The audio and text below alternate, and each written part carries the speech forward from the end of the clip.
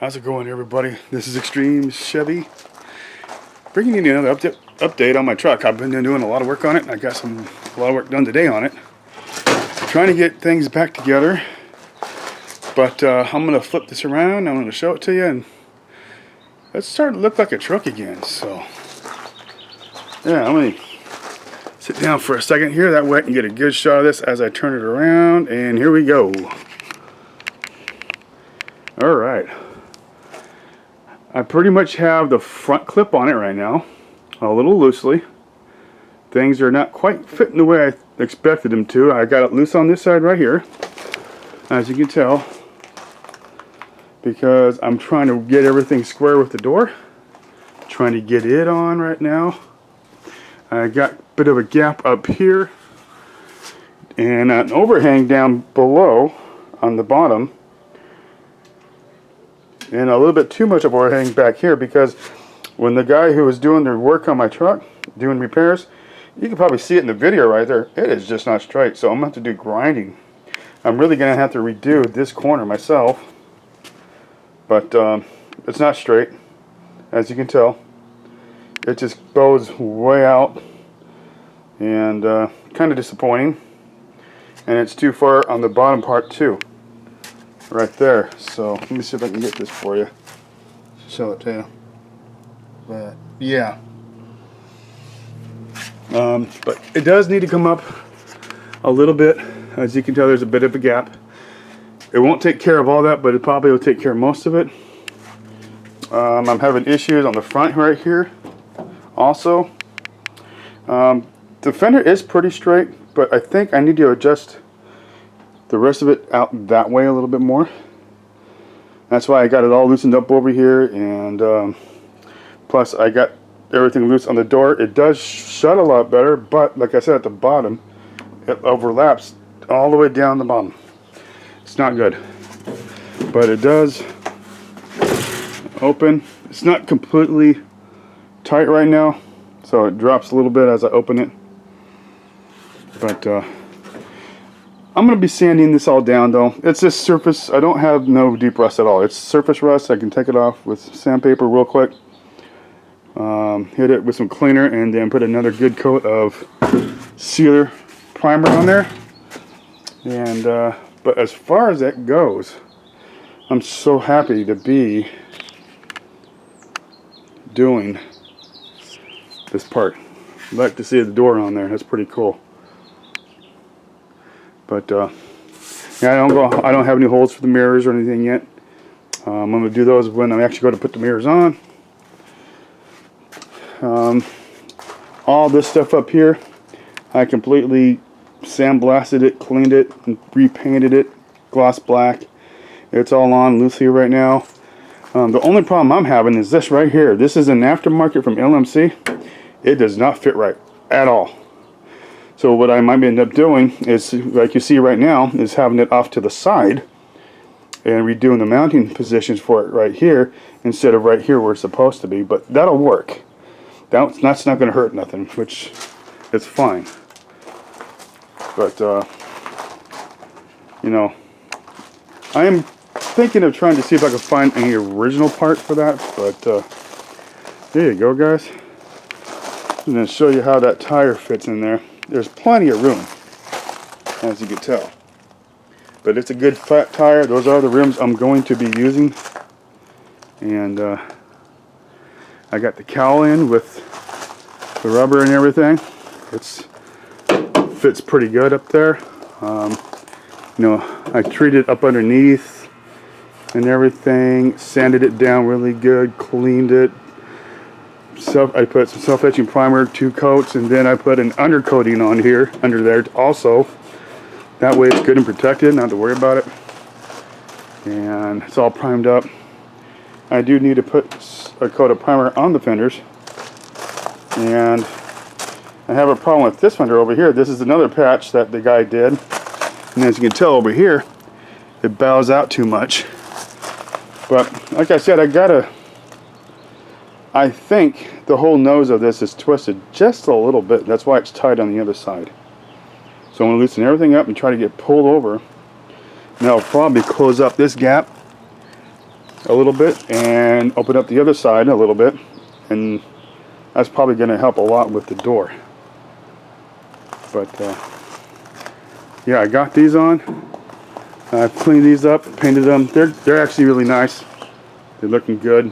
I did want to put the hood on today, but didn't happen. Didn't get the help I was needing to do it. So hopefully next weekend I can put the hood on, which would be awesome. But not until after, like I said, I get all this straight. All this needs to be straightened out to where the doors can open, go on nice and straight, open and close with no problem. But it's looking like a truck again, guys. I am gonna do this rat rod style though. That's why you're only seeing primer on it right now. I am gonna put paint on it, but not. It's gonna be a fake patina, but it's gonna look good when it's done. I know it will. But that's what I've always wanted on this. From the very beginning, I just wanted to do a nice fake patina. But this thing looks great, guys. Look at that. Yeah. I'm really liking the way things are lining up. But like I said, I got to get it shifted just so slightly this way a little bit, because then I think it'll be straightened out. And it'll close up the gap on the other side, on the passenger side, and open up the gap a little bit more that it needs to be on the driver's side, because it's a little too close to the door. They pinch a little bit when I'm opening and closing it. But then I gotta fix that overlapping problem I have at the bottom of the door. Like I said, the guy, when he repaired the whole entire bottom, he was not making sure he did it nice and straight. So now I gotta do it. So yeah, but other than that, the good things are looking up. Looking like a truck again. Alright guys, well, I will see you again hopefully when I get some more done to this. Next time I'll try to film myself working on it. That way you can see me actually doing stuff on it. There's the inside again. It's nice to see the doors on here. They haven't been on here in probably 8 years. But there's some work still. You guys can see that. I'm just glad the cowl went on really nice with the new rubber and everything. And yeah, like I said, I'm gonna do a patina. I'll be scuffing all this down, and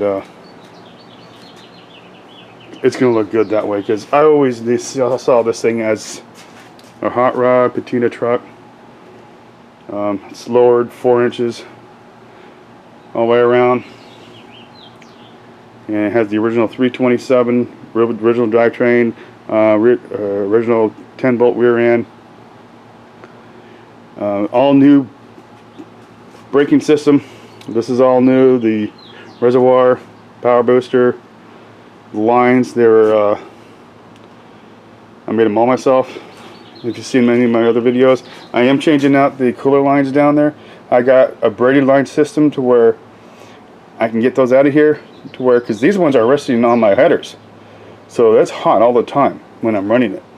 So I'm going to be changing them all out to where it's braided hose, to where I can route it nice and they don't get hot. Plus I'm adding an additional cooler, which I'll be probably putting out front. And no, I don't have AC on here, don't have it, but yeah. Alright guys, I really appreciate you guys watching. That's the update on my 1966 Chevy C20. It has just a few C10 parts, like the rear cab mounts.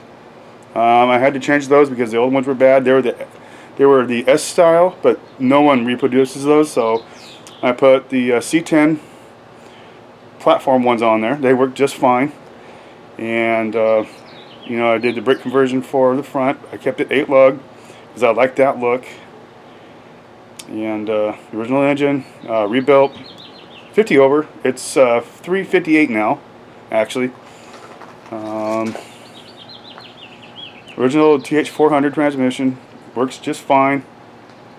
And yeah, with a 4-barrel Edelbach carburetor, 600 CFM, Hedman headers with a straight exhaust with cherry bombs on them. So yeah, it sounds good. I can't wait to start it up again for you guys. But it's getting dusk right now.